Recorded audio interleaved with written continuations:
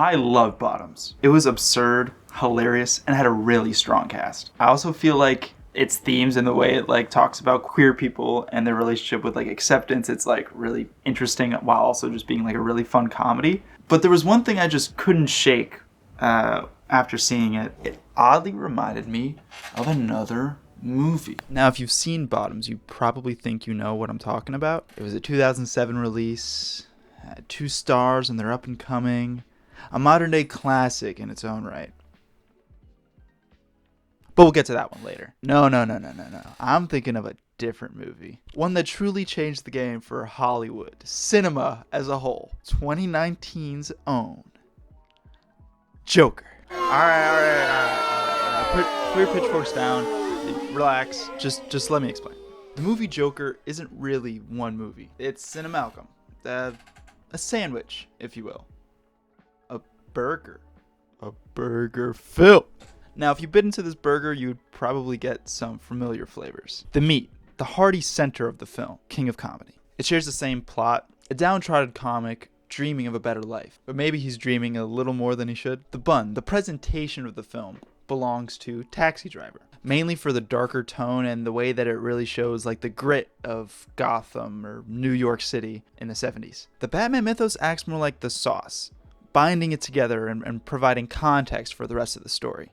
Even with the Batman stuff, Scorsese's influences definitely dominate wholesale. Not to mention De Niro starring in all 3. And Bottoms is no different. Okay, spoilers. This is your spoiler warning. Spoilers for these movies that are on screen, minor or otherwise. Yes. Let's start with the meat of this movie burger. The 2007 classic, Superbad. We follow Evan and Seth, high school losers in their senior year, desperate to get laid. Sound familiar? When rewatching this film, it actually astounded me how similarly these two start. They get straight to the point in establishing the characters and their goals. Superbad takes its time with its exposition, spreading it out between 2 scenes, while Bottoms only has the one in the bedroom. This is kind of indicative of like the whole relationship between these 2 movies. Bottoms uses the same setup as Superbad, but has a lot more genre stuff to cram into it and sort of has to speed up the process, while also being a shorter movie by like 20-30 minutes. And I actually found out that this was unintentional, but it kind of ties into the film itself. They were actually going to film an intro scene at like a summer camp that the 2 had gone to for, I think, masturbating. I might be misremembering the thing, and I'm not looking it up because I'm lazy. But they decided to cut it, I think, for some odd reason. I don't know why. And that's where Josie, broke her arm.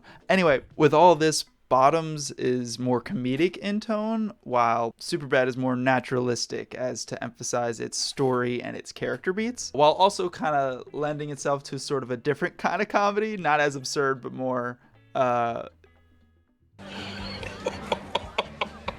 fuck. Oh, my God. This also extends to the characters themselves, with PJ being much more of an asshole than Seth was. I mean, Seth's a pretty big asshole, but PJ kind of just takes it up a notch. Evan and Josie are essentially the same character. This is mostly just because those 2 characters are the straight man, and so you wouldn't have to change much when you're up in the ante in terms of like the comedy and the absurdity. The plots begin to diverge pretty quickly too. I attribute this more to like the films having slightly different setups, where Josie and PJ are starting their senior year, Seth and Evan are ending it. This means that Josie and PJ have basically all year to possibly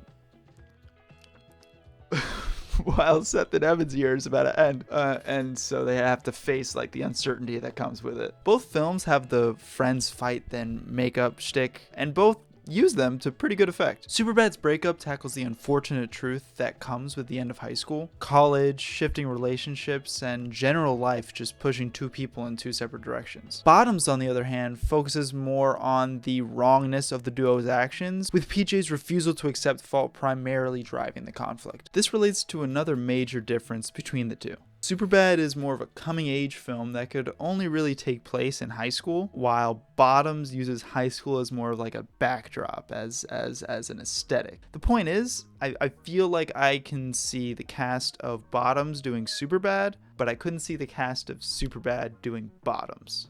This is mostly to do with Bottoms being more of a movie sandwich, and also it being more heavily tied to the female/queer experience. Also, Hazel is totally the duo's focal. Now, the bun. Not to derail the momentum we've had so far, but I kind of don't have much to say about the bun. Best I could come up with is kind of like the nebulous concept of high school comedies, especially from like the 90s and the 2000s. Stuff like Mean Girls, Heathers, and other movies I haven't seen at this point, but would probably fit into this niche. Bottoms uses a lot of like classic high school movie tropes, and those are kind of heavy in a lot of those sort of movies. While, you know, I mentioned Mean Girls, but Mean Girls is kind of doing a similar thing where it kind of plays on those tropes as you know, that's the joke that it's kind of leaning into it. The costumes in this movie are also like really bright and colorful, and that kind of just reminded me of this sort of aesthetic. It genuinely, when watching the movie, I thought that it took place like maybe in like the 90s or the early 2000s, but then I saw like the Minecraft swords, and you know, obviously, but basically, you know, it just leans into that aesthetic, and that kind of makes it more of the bun, you know. Anyway, let's move on to the sauce. What else could it be other than Fight Club?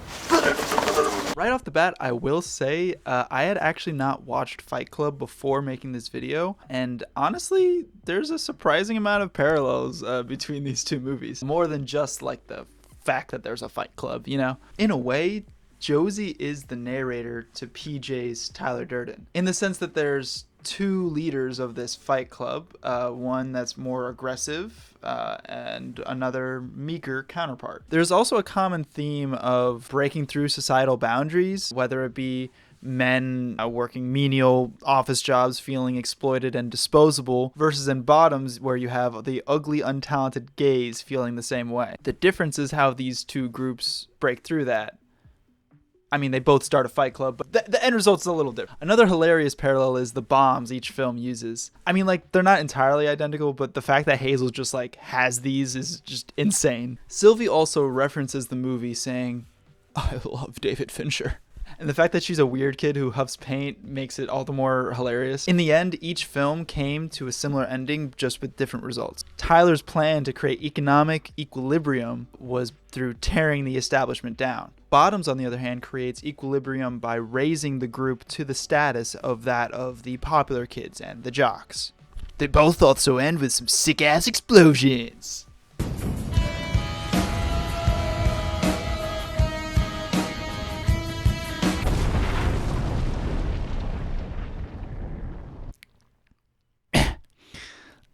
But do you know what other film shows a status quo being torn down? Do you know what other film has some sick-ass explosions?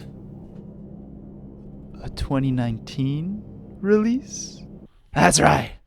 It's Joker time, baby. All right. Just let me explain. Joker's inciting incident is Arthur shooting those Wall Street guys, while Josie bumps Jeff with her car. People start wearing clown masks and protesting because of Arthur's actions, doing things in the name of the lower class, the people who have been exploited. While after Josie and PJ beat up Jeff, they start a fight club as a way to create female solidarity, while also at the same time supporting Josie and PJ's interests. At the climax, Joker's Gotham erupts into riots as they light the city aflame. Just like the post-tree explosion at the end of Bottoms, after the crew kills those evil football players. See, they're exactly the same. The status quo is changed. I mean, whether it stuck is anyone's guess. Thank you for watching. I appreciate every one of you that stuck around to the very end. If you enjoyed the video, make sure to leave a like, subscribe if you really did, and make sure to check out one of my other videos. Anyway, I'll see you.